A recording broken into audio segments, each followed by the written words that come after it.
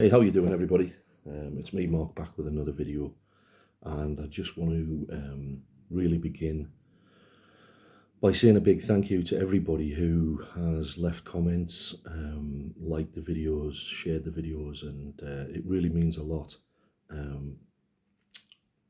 Because the reason for me doing these videos is basically to try and support people who are going through that initial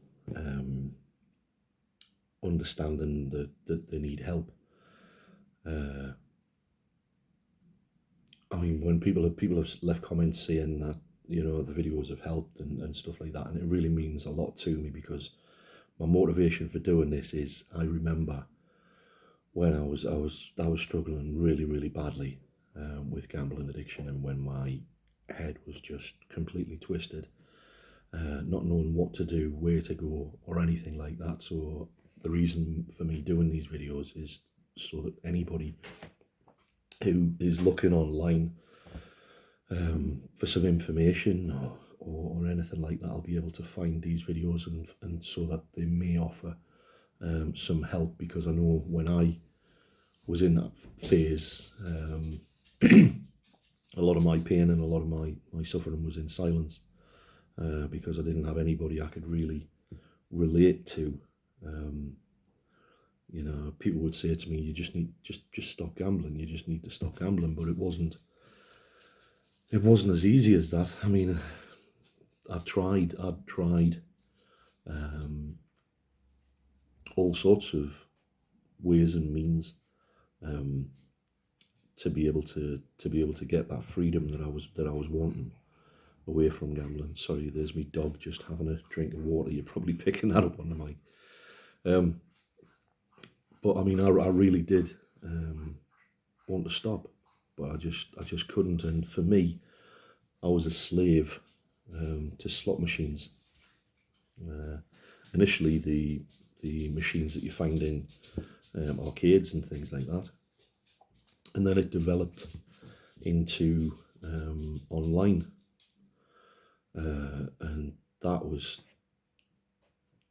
I mean, it was bad when I was focused on machines in arcades and things like that. It was really bad. I mean, I could never walk away. I could never walk away up. If I did, the money would only go back in a few hours later, and that was the way it was for me. And I can remember somebody said to me, "Oh, I won £4,000 on bingo yesterday. I only put £10 on," and immediately my ears sprung up, and I thought, well, I might give it a try, and I did. And you know, I had some wins, but it was the same situation where I would win, but I couldn't come off. I was constantly chasing the win.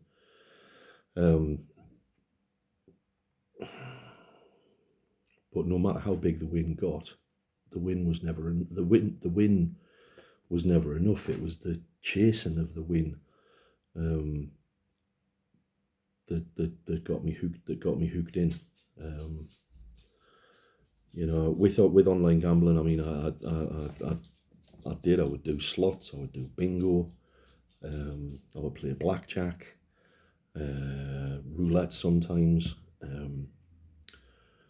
You know, and it was awful. It was, I just couldn't stop.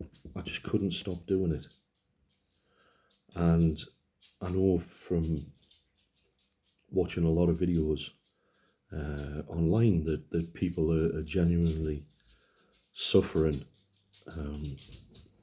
because they found themselves addicted. Now, it's not their fault. It's what these things are designed to do, to keep you playing. You know, and that was how it was with me. I would play even though I didn't really want to play, and that sounds mad, because why would you carry on doing something that you don't want to do. You know, I had many experiences um, that made me realise that I wanted to stop now. I wanted to stop permanently. I didn't just want to stop for like a week or 2 weeks or anything like that, because I knew that whenever I went back to gambling, that it was always the same. So when people say, well, you didn't want it, you didn't want to stop it hard enough. I did, but I just couldn't find a way of being able to put something in place, or that was gonna stop me from going back to it. And I did. I tried everything. You know, for me, I didn't live on my. I didn't live with family. I had no family and friends around, so I became quite isolated from everybody because of my gambling, and so asking somebody to look after my money wasn't really an option. And you know, it was tough. It was tough. I mean, what I've done, what I did initially to help me was basically put some software on my computer that wouldn't allow me to access online gambling sites. Now, a piece of software that's available is one that's called Gamblock. If you Google it, you'll find it. And it works. It's really good. It's a really good piece of software. You pay for a license for it, and I think you can put it on laptops, tablets, mobile phones. So it won't allow you, whatever device you have, you can actually block yourself from being able to access gambling sites. And on top of that, in the UK, there's a scheme where you can sign up for it, and it will permanently exclude you from online gambling sites as well. So you fill the form in, date of birth, address, all that kind of stuff, and then it won't allow you to do that type of thing. Now these are tools that help, but the thing is, it's like I think one of the things that I understand is that if you take away the gambling, you've still got the mind of a gambler. So we can still be selfish and inconsiderate and you know, all those type of things. So what we really need to be looking at is a change in our outlook on life, because a lot of the time we're full of, as compulsive gamblers, we can be constantly full of self-pity and thinking about ourselves, and yet, you know, the life of a compulsive gambler, it's agonizing. But for those people who are around, so family and friends and things like that, work colleagues, our children, they suffer as well, whether we realize it or not. So initially learn putting things in place that can help us get that little bit of time to be able to work on ourselves. I think is really important, and I would recommend anybody who is suffering with an online gambling addiction to really look and seek those tools that I mentioned. I mean, for me, really, the only long-term solution, I believe, is the 12-step program. It's been proven time and time again to work. It's if you if you work through the steps, people have had dramatic experiences, dramatic changes within their outlook and attitude towards life. You know, and a lot of people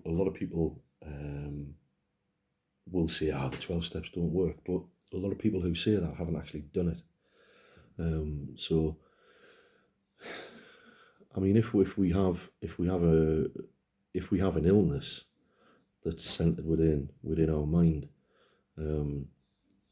then obviously we need to find some way of being able to deal with that. And the 12 steps is one solution to be able to arrest that addiction, and to be able to protect you from going back to it again, and to be able to give you the ability to really transform. Because the thing is, we don't want to be living our life not gambling, but experiencing all the nastiness and all that goes with gambling. Because if you it's like an alcoholic. If you take the alcohol away from an alcoholic,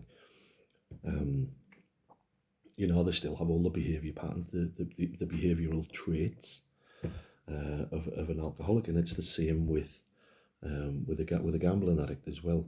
You take away the ability of a gambling addict to gamble, they're still the gambling addict, and obviously, in order to address the addiction, there's a whole host of things need to be taken into consideration, and the steps is one of many options that are available. The reason why I talk about the 12 steps is because, well, for a start, they're free, so there's no excuse of saying, I can't afford treatment, I can't afford a counsellor, this, that, and the other. The great thing about the 12 steps is that they're free. The difficulty is finding somebody who's actually gone through the 12 steps that can guide you through them, in order for you to have the experience that you need, that will arrest the gambling addiction and stop you from going back to it permanently. So, I mean, all this stuff like, today I don't want to gamble. It's like, well, I mean, how many times have we said that to ourselves? Today I'm not going to gamble. But the reality is, we don't know when, like I've said in previous videos, when that certain mental twist takes place within the mind that forces us to go back to gambling time and time again. So if we don't know when that's going to happen, then we've really, as you can hear, fireworks going off. I forgot to say it's November the 5th, bonfire night in the UK, where we celebrate the failed gunpowder plot to blow up the Houses of Parliament by Guy Fawkes and his accomplices many moons ago.